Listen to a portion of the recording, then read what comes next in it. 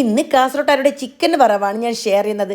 3/4 kilo chicken, 250 ml measurement കപ്പിൽ അരക്കപ്പ് തൈര്, 3/4 ടേബിൾ സ്പൂൺ ഉപ്പ്, കുറച്ച് കറിവേപ്പില, 2 പച്ചമുളക്, 2 തക്കാളി, 1 സവാള, 1/2 ടീസ്പൂൺ മഞ്ഞൾപ്പൊടി. ഇത്രയും ചേർത്ത് നല്ല പോലെ ഒരു 5 മിനിറ്റ് തിരുമ്മി യോജിപ്പിച്ച് 1 മണിക്കൂർ റെസ്റ്റ് ചെയ്യാൻ വേണ്ടി മാറ്റി വെക്കുക.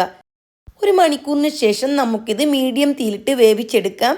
പിന്നെ 4 ടേബിൾ സ്പൂൺ മല്ലി, 1 ടേബിൾ സ്പൂൺ പെരുംജീരകം, 1 ടീസ്പൂൺ ചെറിയ ജീരകം, 2 ഗ്രാമ്പു, 4 പട്ട, 1 തക്കോലം, 1 സ്റ്റാർ, 1 കഷ്ണം പട്ട, പിന്നെ 1 ടേബിൾ സ്പൂൺ കുരുമുളക്. ഇത്രയും കൂടെ നല്ല പോലെ മീഡിയം തീയിലിട്ട് റോസ്റ്റ് ചെയ്തെടുക്കണം.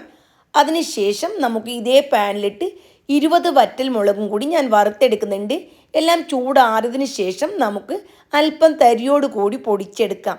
ഇവിടെ പൊടിച്ചെടുത്തിട്ടുണ്ട്. 1 മുറി തേങ്ങ, 1/4 ടീസ്പൂൺ പെരുംജീരകം, 1/4 ടീസ്പൂൺ വലിയ ജീരകം, 1 വറ്റൽ മുളക്. ഇത്രയും ചേർത്ത് കൊടുത്തു. പിന്നെ ഇതിലേക്ക് ഞാൻ സവാള ചേർക്കുന്നുണ്ട്.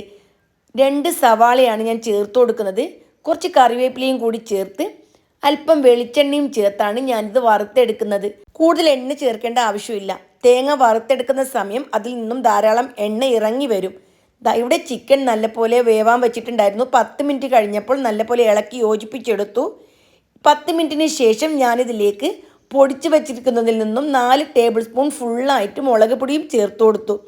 എന്നിട്ട് വീണ്ടും നന്നായിട്ട് ഇളക്കി 5 മിനിറ്റ് നമുക്ക് മീഡിയം തീയിലൊന്ന് വേവിച്ചെടുക്കണം. ഇപ്പോൾ 15 മിനിറ്റായി. ഇനി നമുക്കിതിലേക്ക് വറുത്ത് വെച്ചിരിക്കുന്ന തേങ്ങ മിക്സ് ഉണ്ടല്ലോ, അതും കൂടി ചേർത്ത് നന്നായിട്ടൊന്ന് മിക്സാക്കിയെടുത്തു. പിന്നെ ഇതിലേക്ക് കുറച്ച് മല്ലിയിലയും കൂടി ചേർത്തതിന് ശേഷം വീണ്ടും ഒരു 5 മിനിറ്റ് നന്നായിട്ട് ഞാൻ വേവിച്ചെടുക്കുന്നുണ്ട്. ചിക്കൻ 20 മിനിറ്റാണ് ആകെ വേവിച്ചിട്ടുള്ളത്. അതും മീഡിയം തീയിൽ വെച്ചിട്ടാണ് വേവിച്ചത്.